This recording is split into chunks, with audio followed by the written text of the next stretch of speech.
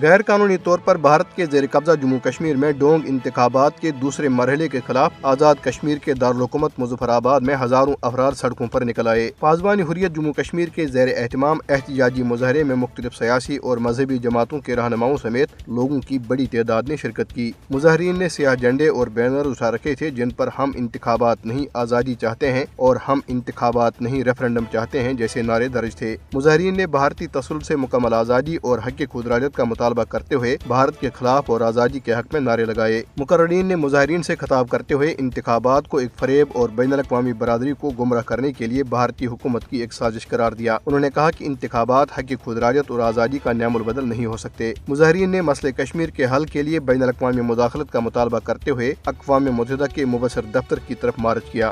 مقبوضہ کشمیر میں democratic freedom party نے غیر ملکی سفارتکاروں پر زور دیا ہے کہ وہ علاقے میں حالات معمول پر آنے کے بھارتی حکومت کے جانچے میں نہ آئیں۔ یہ بیان ڈونگ انتخابات کے دوسرے مرحلے پر بھارت کی طرف سے غیر ملکی سفارتکاروں کو دعوت دینے کے بعد سامنے آیا، جس کا مقصد انتخابی ڈرامے کے ذریعے اپنے ناجائز قبضے کو جائز قرار دلوانا ہے۔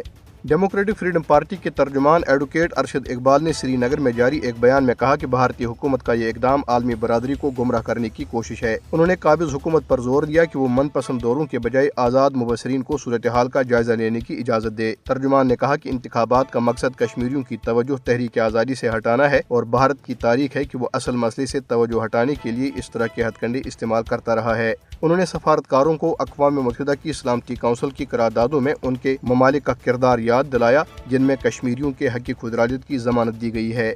کل جماعتی حریت کانفرنس کے سینئر رہنما میر وائز عمر فاروق نے بھارت پر زور دیا ہے کہ وہ تنازع کشمیر کے حتمی حل کے لیے پاکستان کے ساتھ بامعنی مذاکراتی عمل شروع کرے۔ میر وائز عمر فاروق نے سری نگر میں ایک میڈیا انٹرویو میں کہا ہے کہ پاک بھارت کشیدگی ختم کرنے کے لیے جنگ نہیں بلکہ بات چیت اور باہمی افہام و تفہیم کی ضرورت ہے۔ انہوں نے بھارت کی طرف سے کل جماعتی حریت کانفرنس کو ایک علیحدگی پسند تنظیم کا نام دیے جانے کو مسترد کرتے ہوئے کہا ہے کہ حریت مسئلے کو حل کرنا چاہتی ہے اور اس کی تمام تر توجہ تنازع کشمیر کو اس کے تاریخی تناظر میں حل کرنے پر مرکوز ہے۔